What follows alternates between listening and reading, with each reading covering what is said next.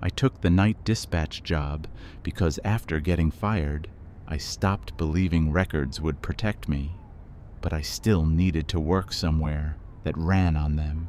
Before that, I had been a logistics coordinator for a warehouse company outside Phoenix. Then, a new system went in.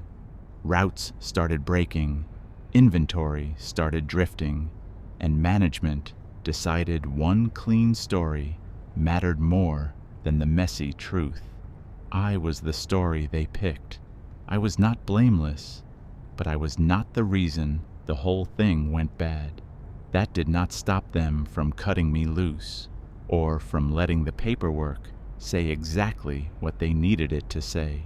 By the time I took the tow job, I was behind on rent, sleeping badly, and saying yes to anything that sounded temporary enough not to swallow the rest of my life.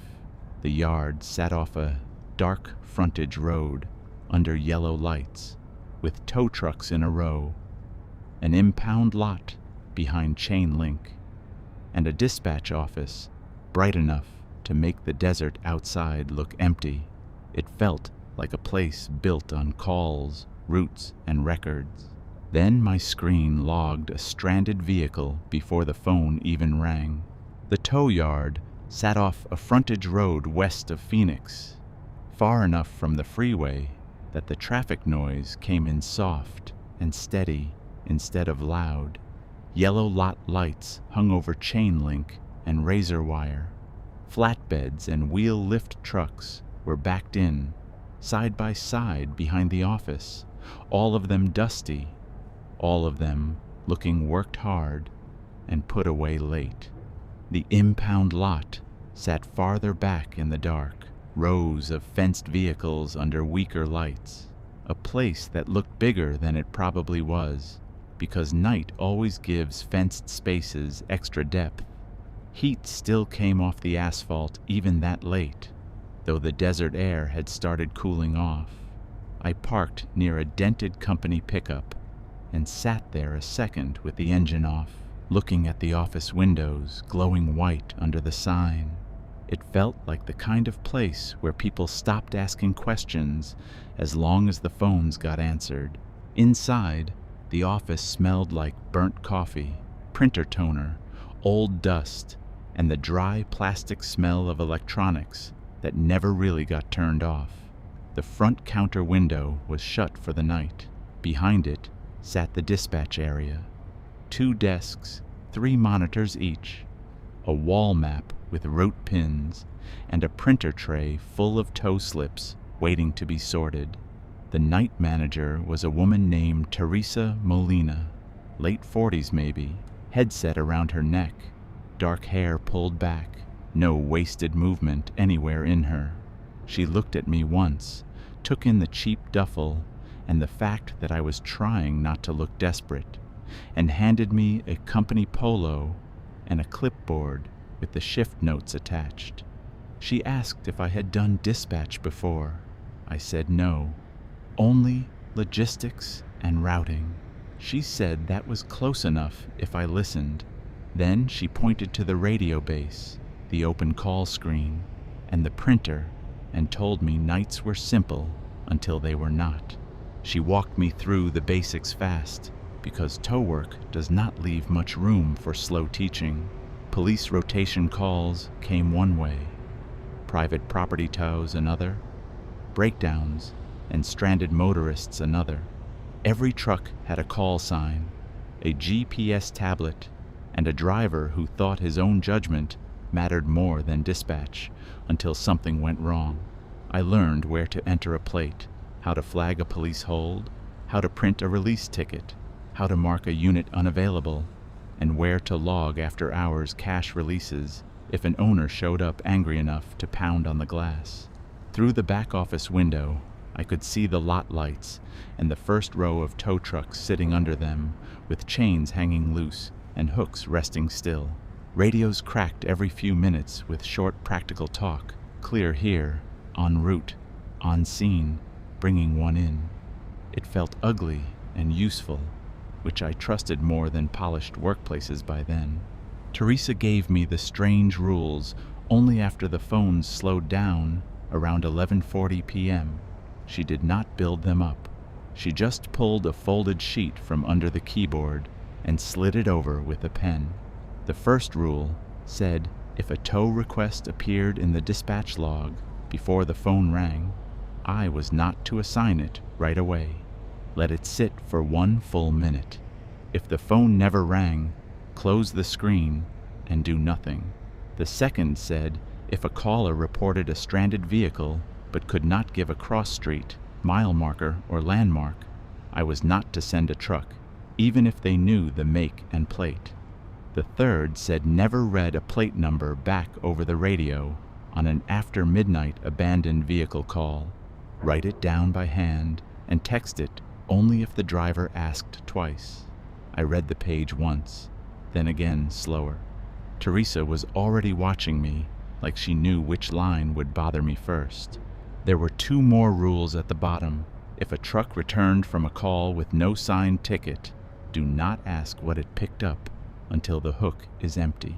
And if the same vehicle was requested twice from 2 different locations in the same shift, do not dispatch the second call.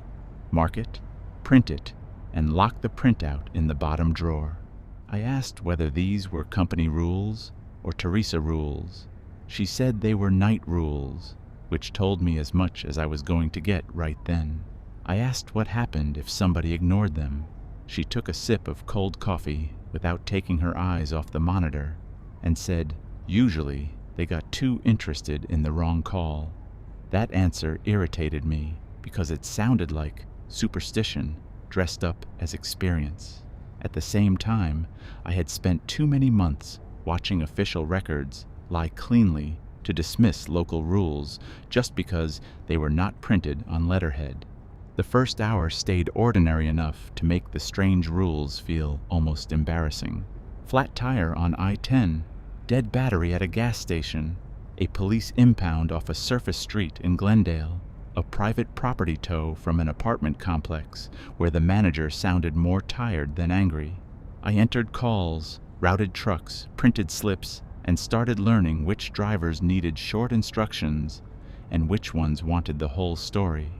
Teresa barely looked at me unless I hesitated, which was her way of training. Let the work teach first, then correct the part that mattered. The printer kept spitting paper in short bursts. A fan somewhere in the ceiling rattled once every few minutes. Outside, the lot stayed still under the yellow lamps. I found myself settling into the screens faster than I wanted to admit. Systems had failed me before, but they were still easier to breathe around than people. Then at 12:14 a.m., a stranded vehicle request appeared in the dispatch log on my screen before the phone at my elbow made a sound. I noticed it because it dropped into the queue with the same little tone as a live call entry, but the line indicator beside the phone stayed dark. White sedan, shoulder disable, westbound frontage road, no caller ID attached, no source line number, just a half-built ticket sitting there with the timestamp already running. I looked at Teresa.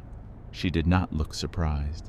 She only tapped the rule sheet once with one fingernail and kept working her own screen, so I let the request sit. 1 minute can feel long in dispatch if you are waiting for a caller to panic. I watched the timer in the corner count up while the office stayed quiet, except for radio static and printer noise. 15 seconds, 30, 45. The phone never rang. At 1 full minute, I closed the screen like the rule said. The entry disappeared cleanly, leaving no active call behind.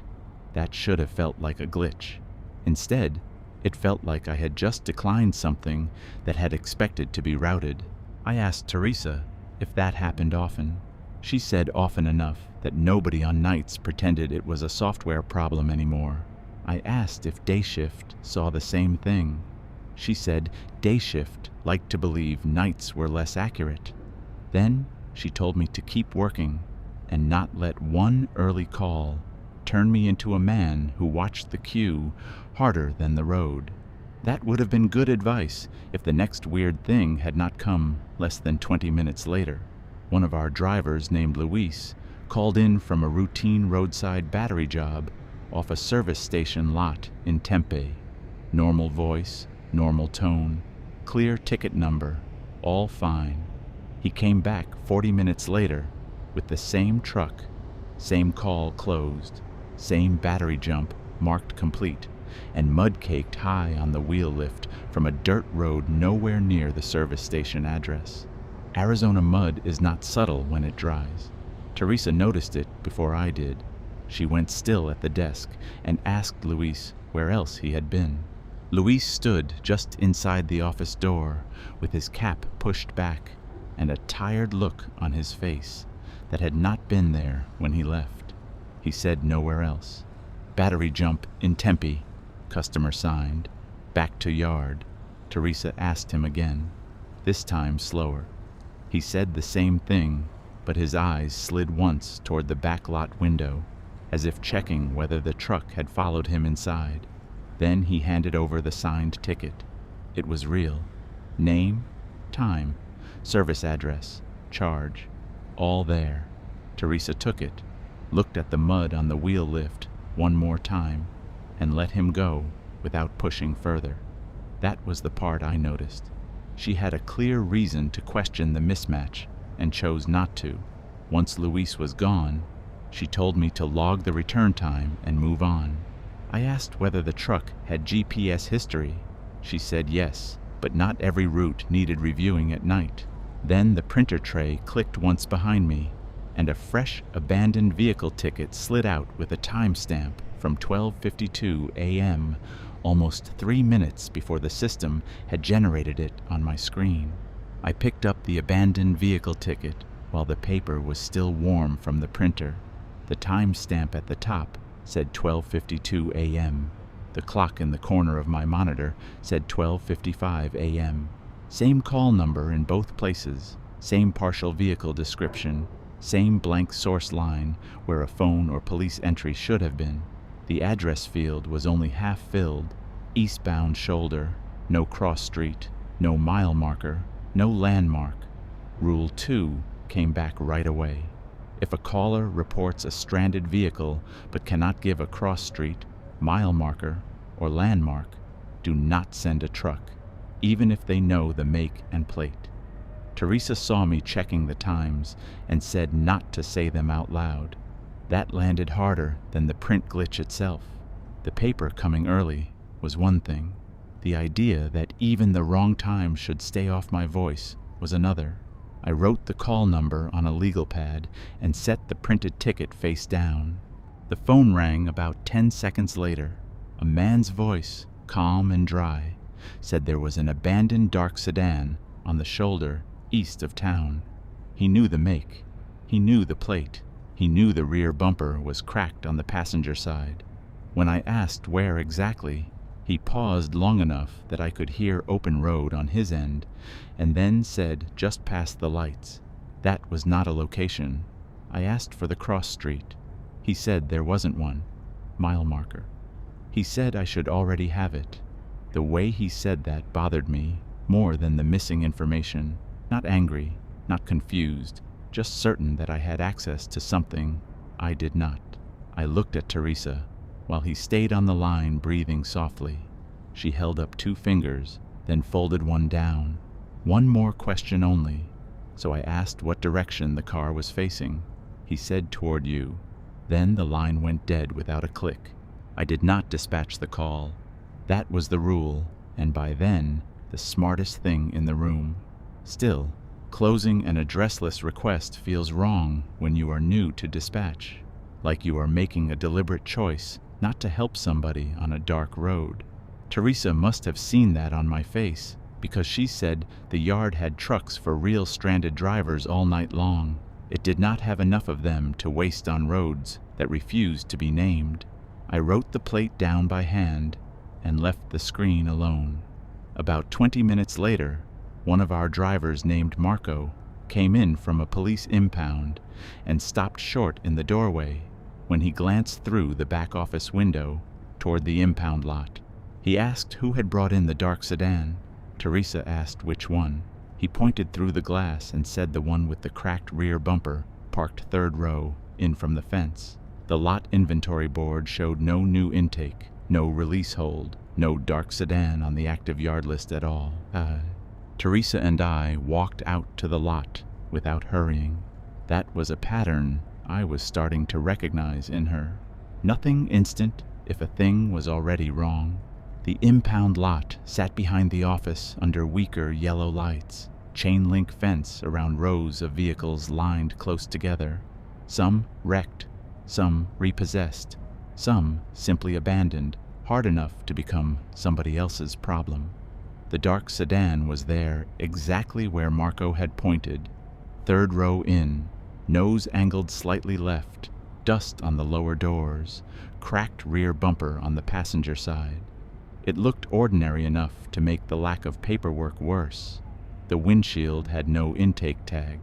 The lot board inside had no slot for it, no chalk mark on the driver glass, no chain on the gate where a fresh intake truck would have come through. Teresa stopped 2 rows short and told me not to go closer than that. I asked if she recognized the plate. She said not until I wrote it down. Then she told me not to read it aloud. I copied the number from where I stood and brought it back to the office. Teresa checked it against the abandoned vehicle ticket I had printed early. Same plate, same car, same partial call details. No dispatch had been sent. No truck had hooked it. Still, the sedan was inside the lot fence. That should have been impossible in a way I could explain to anyone. Locked gate, cameras, tow slips, intake process, all of it. Yet there it sat under our own lights. Teresa opened the bottom drawer of her desk, took out an older stack of clipped printouts, and slid one across to me. Same plate, 3 years earlier, released to owner after a police hold. Different owner name than the abandoned vehicle ticket had shown in the half-built field before I closed it. I asked whether that meant anything. She said not by itself. Then she added that repeated cars usually started with the system before they bothered becoming a lot problem. That sentence stayed with me because it told me the order mattered. The next 2 hours were busy enough to keep me from staring at the lot monitor every 30 seconds. 2 freeway breakdowns, 1 police request, 1 locked vehicle at an all-night pharmacy, and a repo call that fell through when the bank paperwork did not match the address. Real work helps because real work leaves paperwork, voices, and trucks moving in ways that can be traced. But every time I had a free second, I checked the active board and the lot inventory. No sedan in intake, no sedan in release, no sedan anywhere except physically sitting under the yellow lot lights outside. Around 2:07 a.m., Marco came back in from another run and refused to hand over the ticket at first. He asked whether the dark sedan had been there when he left. Teresa asked why. He said because he had just spent 20 minutes on a frontage road call looking at the same car on the shoulder with no driver in it and no fresh engine heat. He said the tow request had matched the bumper crack exactly, and he said he never hooked it. Rule 4 came back to me before Teresa even stood up. If a truck returns from a call with no signed ticket, do not ask what it picked up until the hook is empty. Marco's wheel lift was still loaded with a loose length of chain and fresh dust, but no vehicle sat on it. Teresa looked past him through the office window to make sure of that before she asked anything else. The hook was empty. Only then did she tell him to start from the top and keep it short. Marco said the call came through as a private abandon, no contact on scene, frontage road east of town. He found the sedan where the ticket said it would be. Same plate, same cracked bumper. He got out, walked toward it, and by the time his flashlight reached the rear glass, dispatch canceled the call over the tablet. He said he never heard it over radio, only the tablet ping. When he looked back at the truck to key up, the road behind him was empty, and the sedan was gone. I asked him if he checked the shoulder in both directions. He said yes, and his voice had that flat, angry edge men get when they know somebody thinks the dark made them stupid. He checked both directions, checked the ditch line, checked the next pull-off, checked for tracks in the dust. Nothing.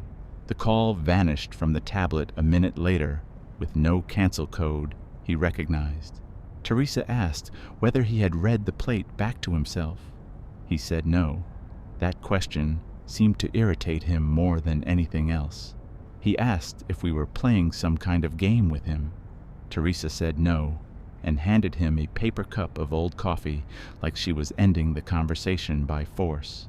Once he was gone, she told me to print the canceled ticket and put it in the bottom drawer with the earlier copies. I asked whether that made the call safer. She said no. It only kept the second version from floating around in the live queue. At 2:44 a.m., the same dark sedan got requested again from a different location, this time North Side Industrial, near an old warehouse district. Same plate, same vehicle description, same lack of clean source. The request hit the screen already half-formed. Then the phone rang 2 seconds later.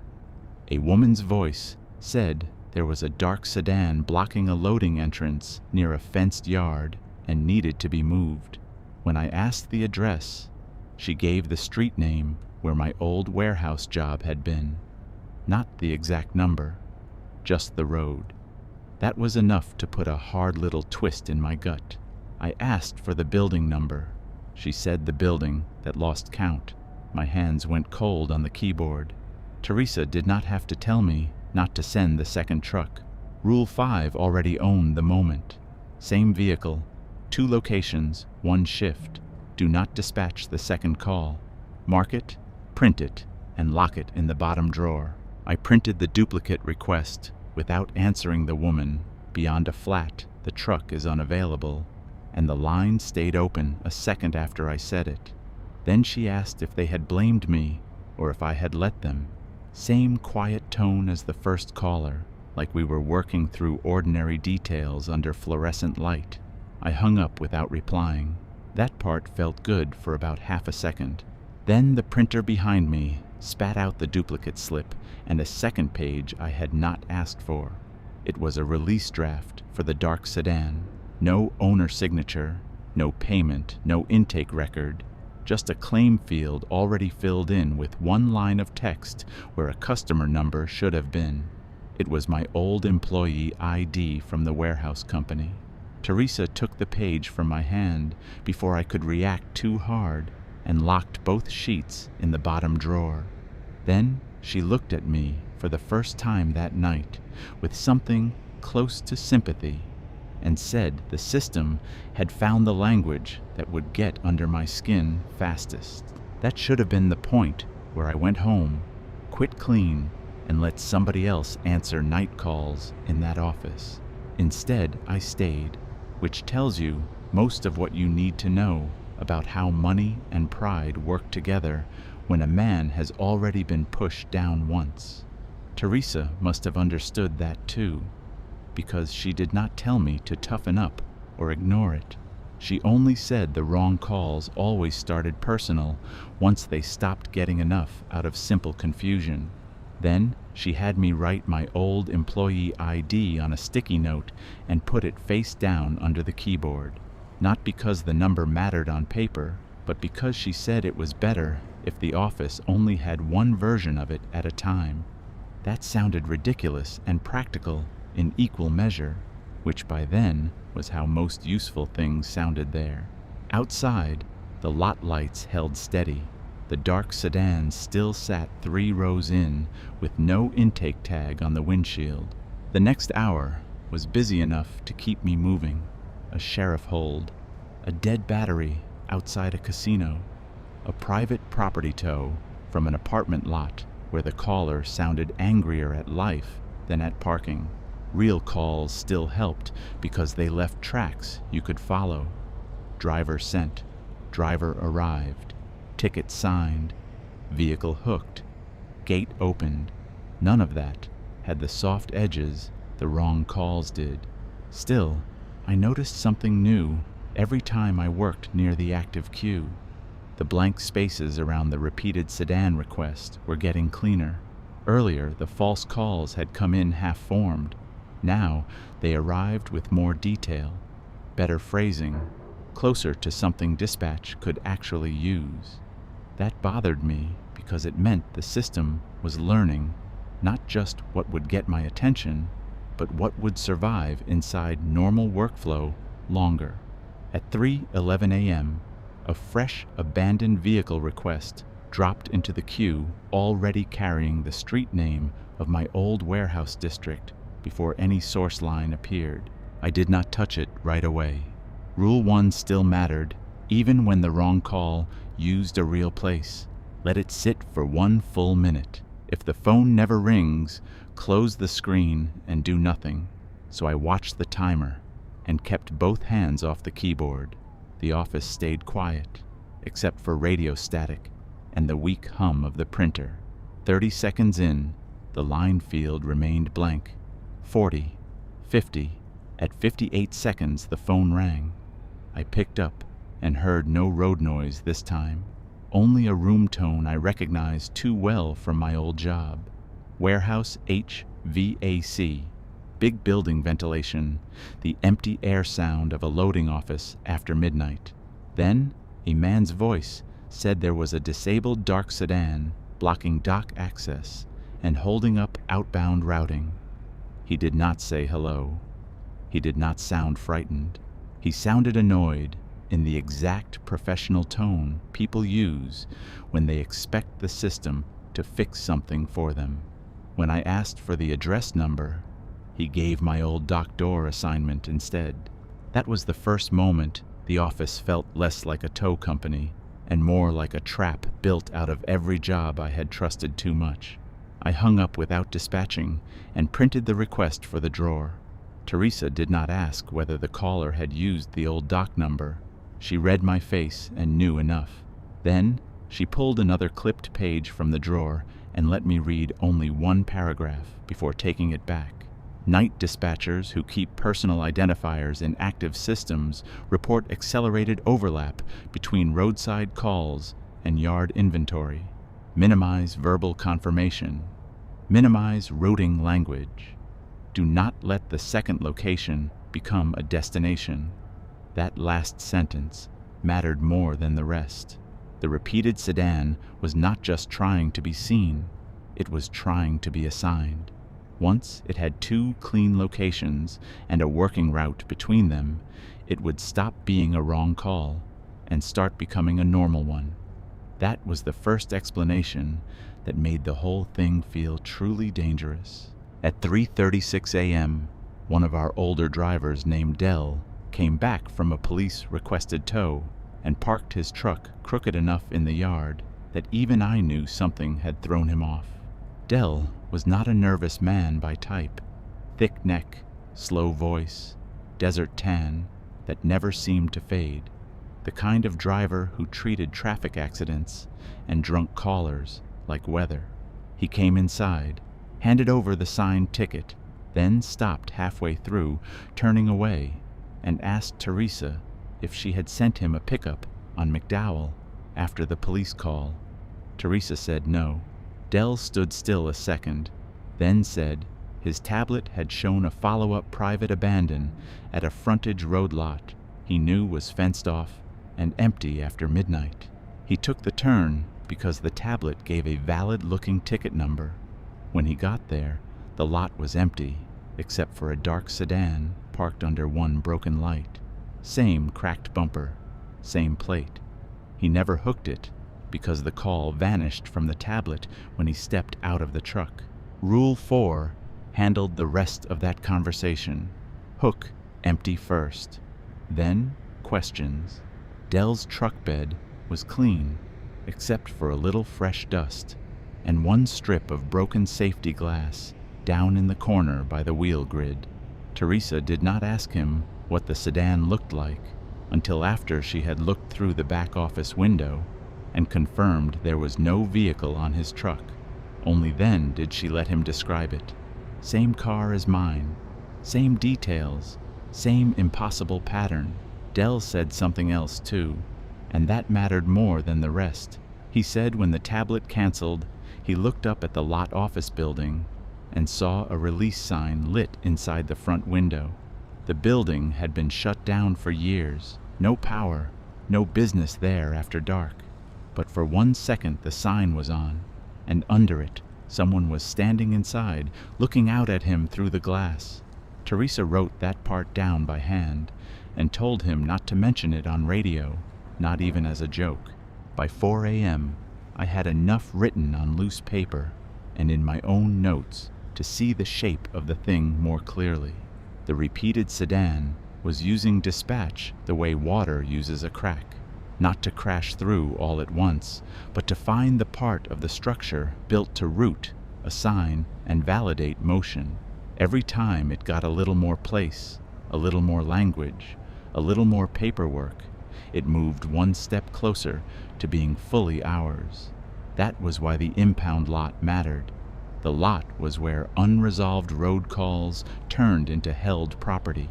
If the sedan got cleanly into the lot through a valid chain of dispatch, truck, hook, ticket, and intake, it would stop being something wrong in the system and become something the yard would feel responsible for.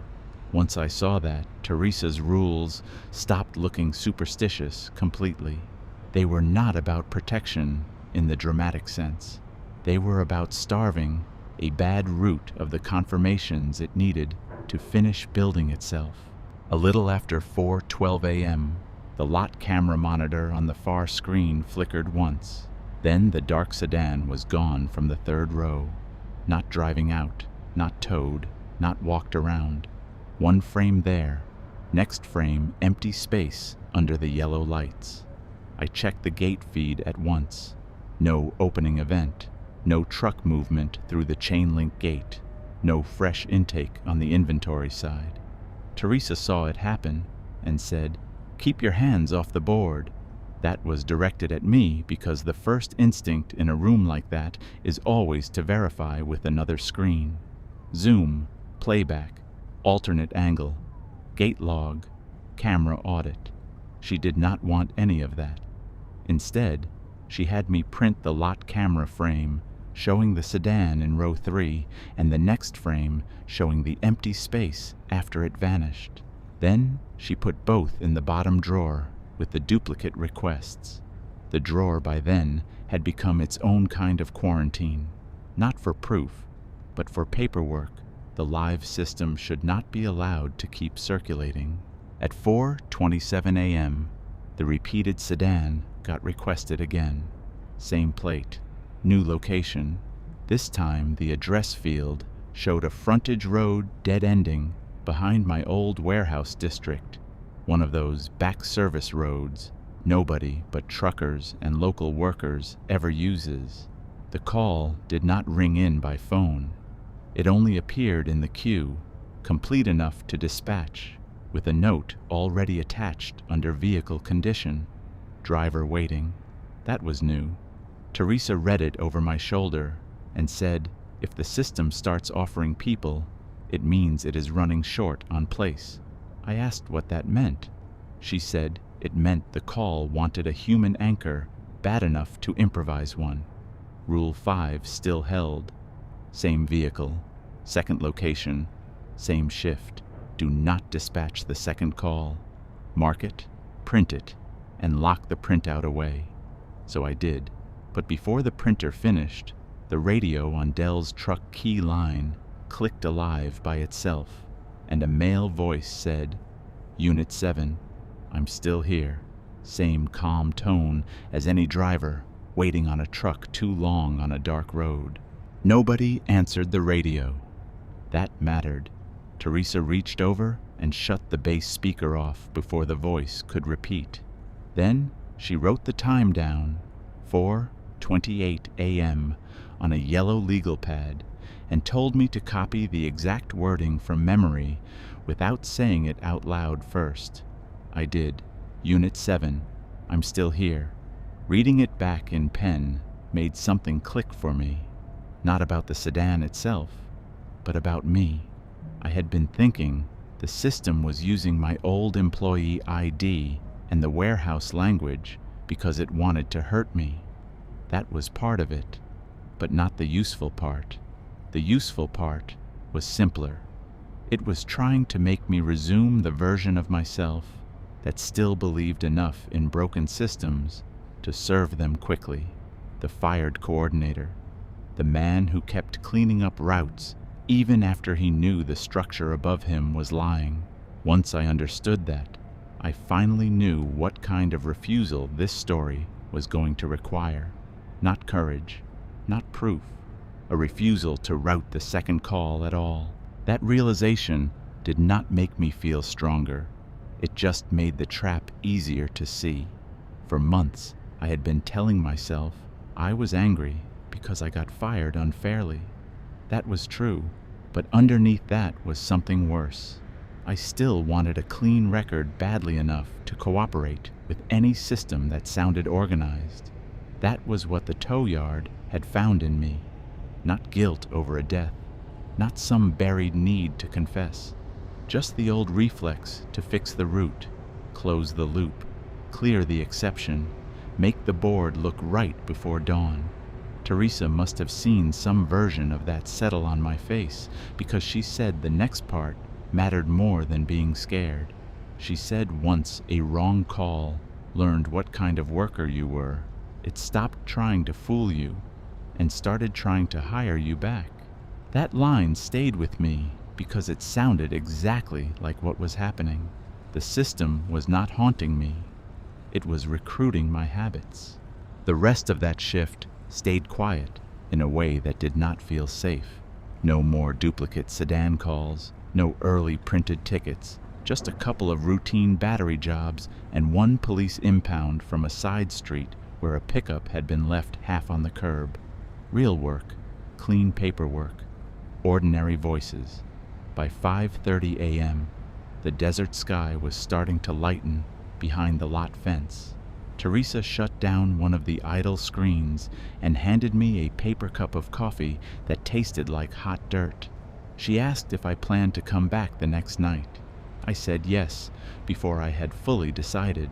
She nodded once, like that was the expected answer, and told me to do one thing during the day. Write down every system phrase from my old job that still got under my skin. Not the whole story, just the language. Exception code, failed scan, route miss, delivery variance, anything that still made my stomach tighten. I asked why. She said because if I knew what words the wrong calls were using on me, I might stop letting them arrive disguised as work. I spent most of that day in my apartment doing exactly that. Small place, too much heat through the blinds, cheap table, laptop closed because I did not trust myself not to check old warehouse emails I no longer had access to anyway.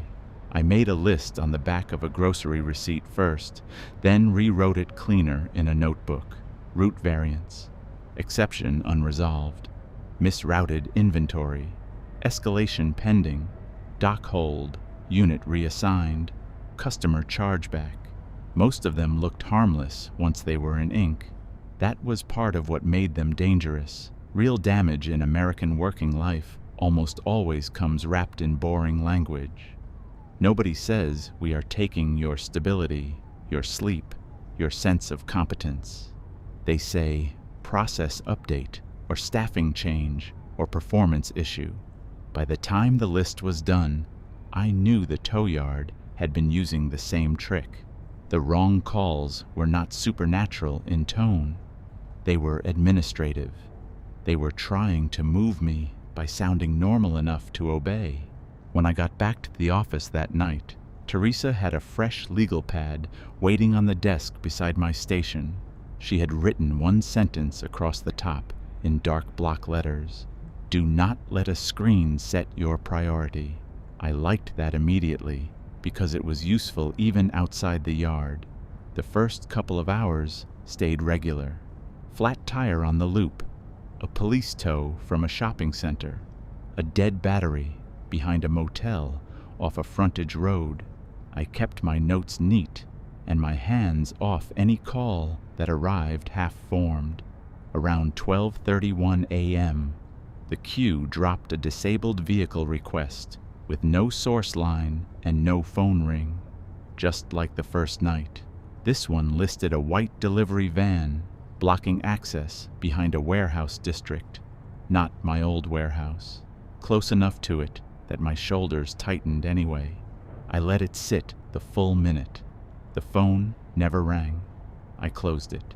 20 seconds later, a real caller came in from a completely different address with a real mile marker, a real name, and a real dead battery. That helped more than it should have. At 1:07 a.m., the lot camera showed the dark sedan back in the third row. No gate event, no intake ticket, just there again. Same angle, same cracked rear bumper, same dull finish under the yellow lights. It no longer surprised me to see it. That was a problem of its own. Weird things get more dangerous once they start feeling expected, because expectation lowers the guard that fear naturally gives you. I printed the frame and dated it by hand. Teresa added it to the bottom drawer without comment. A few minutes later, Dell called in from a routine police impound and asked whether dispatch had moved the sedan to the release line. Teresa said no. Dell swore softly and said because he could see it from the street outside the fence, sitting by the release gate under the brighter lamp. Not in row 3. We both looked at the monitor. On our screen, the sedan was still in row 3. Same frame, same angle, same lot. 2 locations, same yard, same minute. No clean way to say which one counted. That was new. Until then, the repeated sedan had split across roads, systems, and timing. Now it was splitting inside the lot itself. Teresa told Dell not to approach the release gate and finish his police tow first. He obeyed without arguing, which told me he had been around the night rules long enough to know where curiosity ended. After he dropped the police hold and came back through the yard, he called again from the truck and said the release lane was empty, no sedan. On our monitor, row 3 stayed occupied. Teresa told me to print the lot frame again and keep the radio traffic minimal. Then she finally explained something she had been letting me discover the long way. She said the wrong calls usually started on roads because roads were easier to fake. Once they got enough place from dispatch and enough shape from trucks, they started treating the lot like a map too. Not a storage yard, a map. That made sense in the ugliest possible way. The lot was where calls stopped being motion and became assignment. Around 1:48 a.m., one of the company tablets on the charger shelf chimed, even though no driver was standing there to take a unit. The screen lit up with a queued tow already assigned to Unit 7, Dell's truck, from a frontage road south of my old warehouse district. The address line was real. The cross street was real. The plate matched the dark sedan. That was the cleanest request yet. Too clean. Dell was in the break room finishing coffee before his next run, and when he came out, Teresa stopped him with one hand before he got near the tablet. Rule 5 still applied. Same vehicle, second request, same shift. Do not dispatch the second call. She powered the tablet down and had me print the assignment screen before it cleared. Under driver notes, a line had already been added without input. Customer states delay has already cost jobs. That was not a haunting. That was targeted office language, aimed straight at the ugliest part of modern American fear. Lost work, lost money, lost stability. It hit even me, and it was not addressed to me. Dell read the printout once and went very quiet. Then he said that exact sentence was what his first boss had told him before laying him off in 2012 When the company folded, Teresa took the paper back and locked it in the drawer with the rest. That was when I fully understood her earlier point. Every long-term night worker there got their own version. The wrong system did not just want a car moved. It wanted the person best built to move it, the one whose habits and private pressure points fit the route it was trying to finish. Tow yards are full of men and women who live by calls, orders, timing, and bad roads. That made us useful in exactly the wrong way. At 2:16 a.m., the phone rang from a blocked number, and when I picked up, a male voice said there was a dark sedan waiting behind Dock 14 with no release code and no dispatcher on file. Dock 14 had been my old loading door assignment for nearly 2 years. I hung up without speaking. That was progress. 6 months earlier, I would have stayed on the line just to prove I could handle it. Teresa gave me a quick nod and had me note the time by hand instead of opening a screen entry. Then she pulled one last packet from the drawer, thinner than the others, older paper, copier edges gone soft. The line she wanted me to read was underlined twice. If the wrong call begins using your own work history, stop trying to understand what it wants and start limiting where it can go. That was the best instruction I had seen yet, because it put the problem in dispatcher terms. Limit the route, limit the handoff, limit the destination field. The repeated sedan did not need me to believe in it. It needed me to assign it somewhere. The duplicate requests, the early tickets, the lot camera mismatches, all of it came back to that. Dispatch was the weak point, because dispatch turns uncertainty into address, truck, arrival, storage. Once something got those 4 things cleanly enough, everyone else downstream treated it as real. At 2:59 a.m., the queue lit up with 2 requests at once. Same dark sedan, same plate, 2 different Arizona locations. One was a dead frontage road near an industrial washout west of town. The other was my old warehouse district, with Dock 14 entered as the note field instead of the address. Neither phone rang. Both requests sat there clean and complete enough to send a truck the moment I touched them. Teresa looked at the screen, then at me, and said this was probably as direct as it was going to get. She was right. The repeated vehicle had stopped hinting and started applying pressure through the exact job I was being paid to do. I printed both requests without dispatching either one. The printer ran longer than it should have.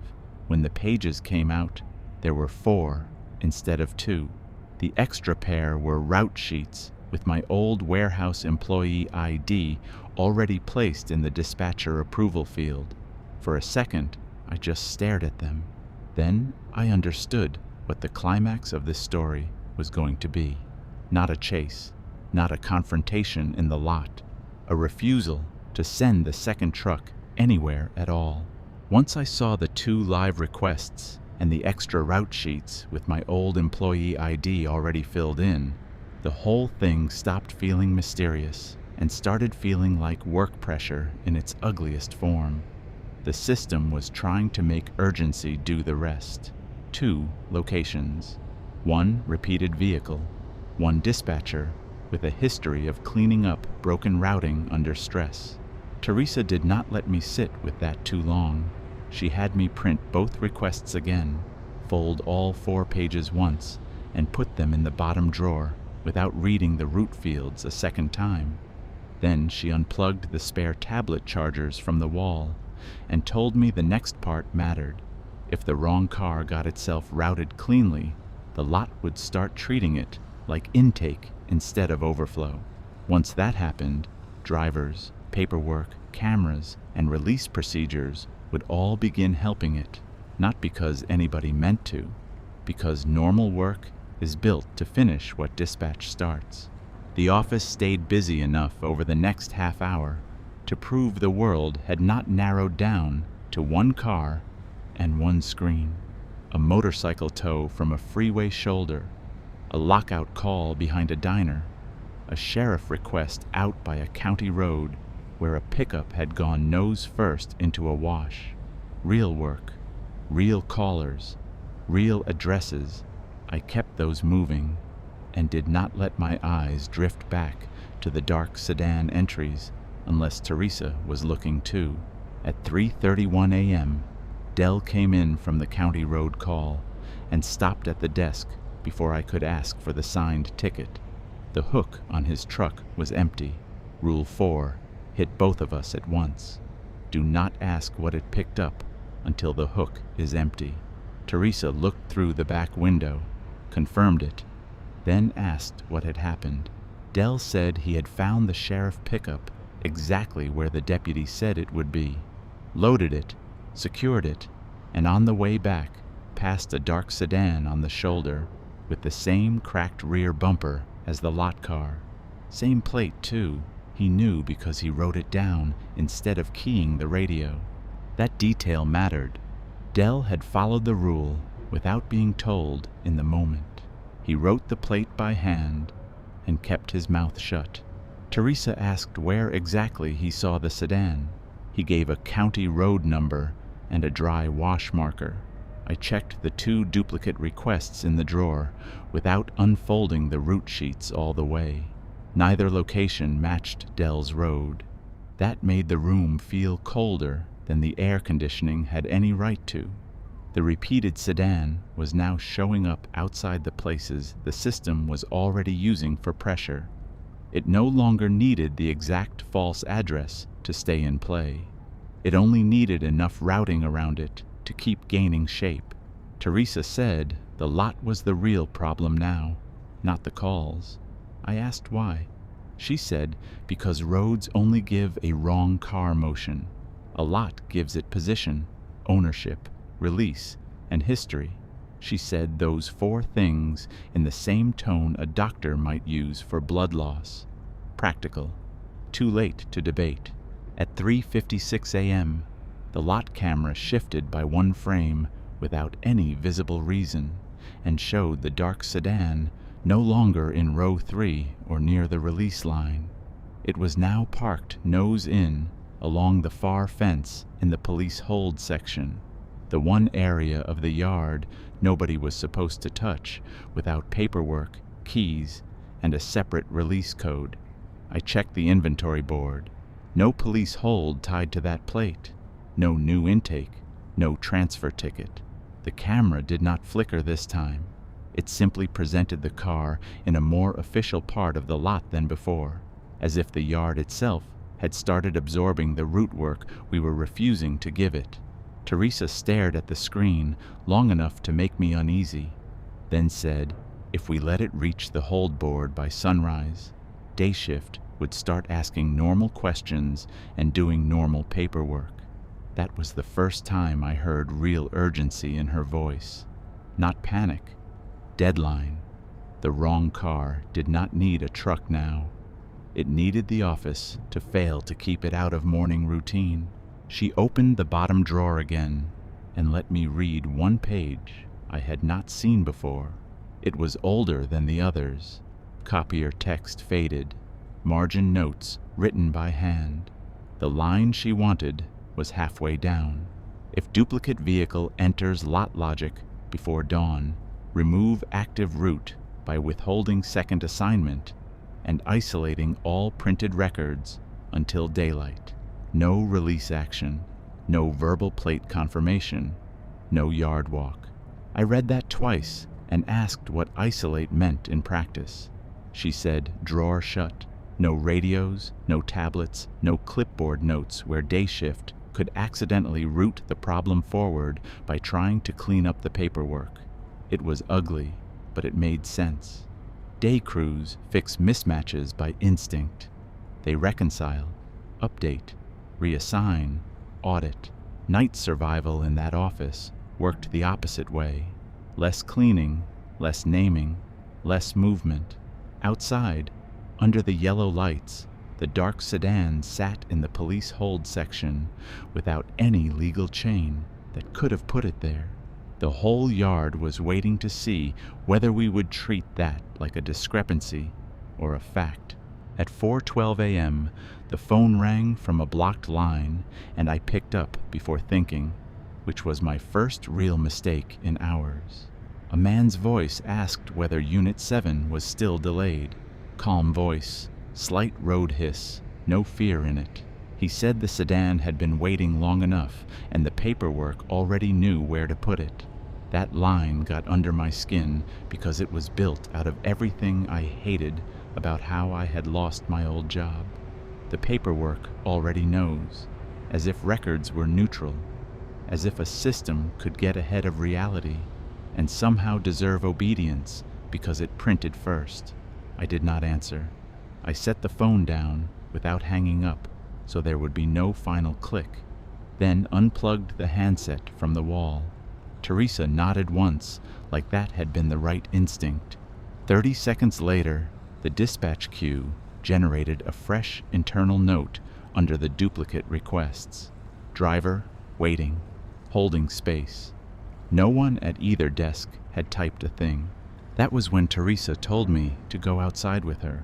Not to the lot, not near the sedan, just to the threshold between the office and the yard, where we could see the rows and the fence line without stepping into the map the lot had become. The air outside was cooler by then, desert night finally giving up some of the heat it had stored all day. Tow trucks sat under the lights in neat rows. Chains hung still. Far off, a coyote made the kind of thin sound that always seems too lonely for open land.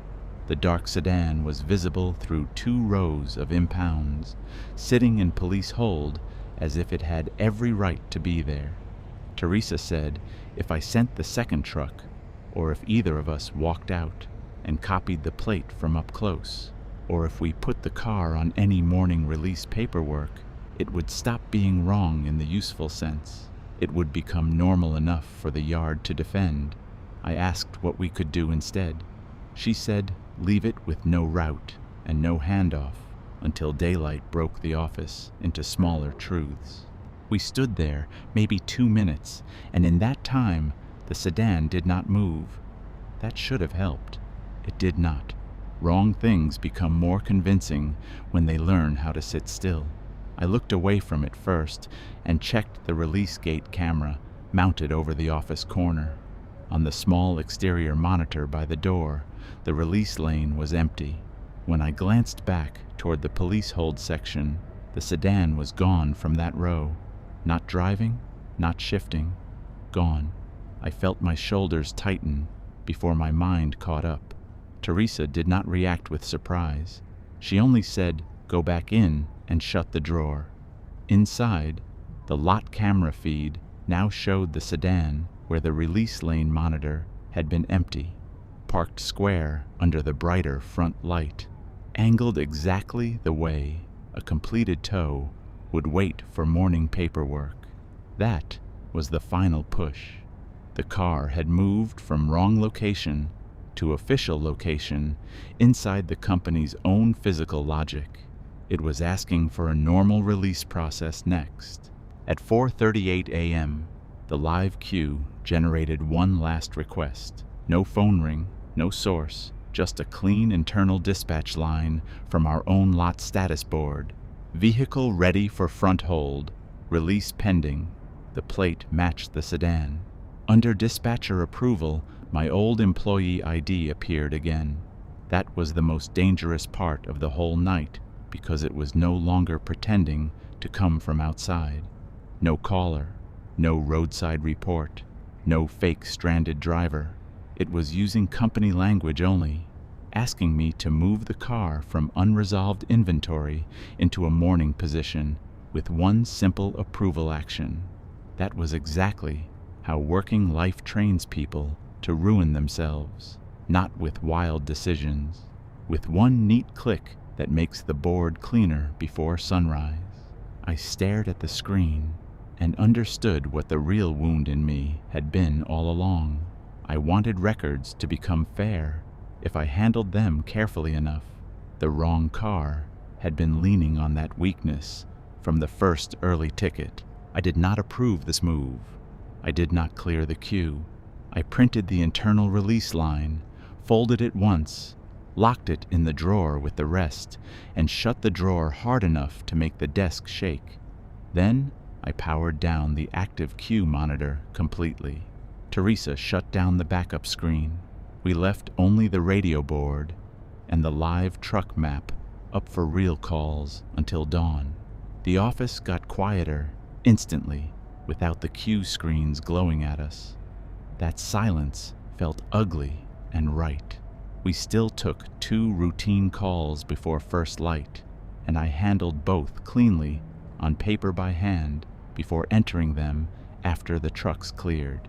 No extra language, no duplicate sedan, no release notes. At 5:11 a.m., the lot camera flickered once and settled. The release lane was empty. The police hold row was empty. Row 3 was empty too. The dark sedan had vanished from every live camera angle at the same moment the office stopped offering it a route. Daylight came slow over the yard, turning the razor wire gray and the tow truck windows pale. That is one thing Arizona mornings do well. They make every bad night look briefly manageable before the heat starts rising again. Teresa had me leave the bottom drawer locked and the printouts inside. No handoff packet to day shift. No incident speech beyond one simple line. Night queue issue contained. Review later if needed. When the morning dispatcher came in, Teresa handled the briefing herself and kept it short enough that nothing could accidentally gain shape in the telling. The release lane stayed empty. Police hold stayed normal. The inventory board showed no sedan. Out in the lot, the rows looked like rows again, instead of a map trying to finish a route through us. I should have felt relieved. Instead, I felt the kind of exhaustion that only comes after you spend hours refusing the exact version of yourself a bad system wants back. I had not won anything clean. I had simply stopped cooperating in time. Teresa asked whether I planned to come back that night. I said no before I had fully thought it through. She nodded like she had expected that answer from the start. Then she opened the bottom drawer one last time and took out the stack of printed requests, lot frames, route sheets, and duplicate entries we had isolated. She did not hand them to me. She fed them one by one through the crosscut shredder beside the filing cabinet. That mattered more than any explanation. We were not preserving evidence for justice. We were removing active routes from circulation. Each sheet disappeared into white strips, and with every page the office felt less like a trap and more like a bad workplace again, which was all I had wanted from it when I took the job. Before I left, Teresa wrote one thing on the back of a business card and slid it across the desk. If a system offers you the same route twice, leave the second one unresolved. That was less advice about the yard than about the rest of my life. I drove home after sunrise with the company polo folded on the passenger seat and my own shirt sticking to my back in the early heat. The frontage roads already looked flatter in daylight, less haunted and more cheap, lined with chain link, car lots, storage units, and half-dead landscaping. Phoenix sprawl has a way of making everything feel temporary until you realize most people build whole lives inside temporary-looking places. My apartment was still small. My bills were still late. I was still the man who had gotten blamed for a warehouse collapse that started above his pay grade and ended in his lap. None of that had been magically corrected by one night at a tow office. But something had shifted anyway. The repeated sedan had only worked on me as long as I thought my job was to clean up the route no matter who built it wrong. Once that reflex broke, the call lost its best dispatcher. I slept harder that morning than I had in months. I stayed away from dispatch work after that. No more tow offices, no logistics rooms, no overnight queues glowing in dark buildings. I picked up temp work where the tasks ended in my hands instead of on a screen. Warehouse unloading, inventory counts without system authority. One ugly stretch doing night stocking for a grocery chain, where the worst thing that could happen was a pallet jack wheel locking at the wrong time. For a while that helped. The simpler the work, the less room there was for hidden roots to form inside it. Even so, I noticed changes in myself that stuck. I stopped reading tracking updates the second they hit my phone. I stopped refreshing delivery maps just because the app said a driver was nearby. If a status board looked too clean before the world caught up, I let it sit. That sounds small until you realize how much modern life trains people to trust the screen first and their own sense of place second. I was done with that as a reflex, maybe for good. About 3 weeks later, I took a grocery delivery just after 8 p.m. because I was trying to save time and avoid another drive across town. Nothing dramatic. Normal app, normal order, normal little map on the phone showing the driver route. I set the bag's request and forgot about it for half an hour. Then I checked the app and felt the old cold little drop in the stomach before I even knew why. The route field had updated before the driver icon moved, not by much, just enough. The system showed a vehicle assigned and approaching, while the street outside my apartment stayed empty through the blinds. I set the phone down on the table at once. Not panic, pattern. That was the useful part now. 10 seconds later, the driver icon advanced on the map exactly where the screen had already placed it. I did not cancel the order, but I also did not keep watching the route line. Some lessons from the tow yard had moved in too deep to ignore. The delivery itself came clean. Wrong call did not always mean every system after it was poisoned. A guy in a hybrid hatchback, grocery bags, tired face, receipt on the app, all real. Still, I asked him one question before he left. I asked if his route ever updated before he reached a street. He gave me the kind of look drivers save for customers they plan to forget immediately and said the app glitched all the time. That should have been enough. But later that night, when I checked the completed order screen, one of the line items in the receipt had been replaced for half a second by a field that did not belong there. Vehicle pending reassignment. Then it was gone.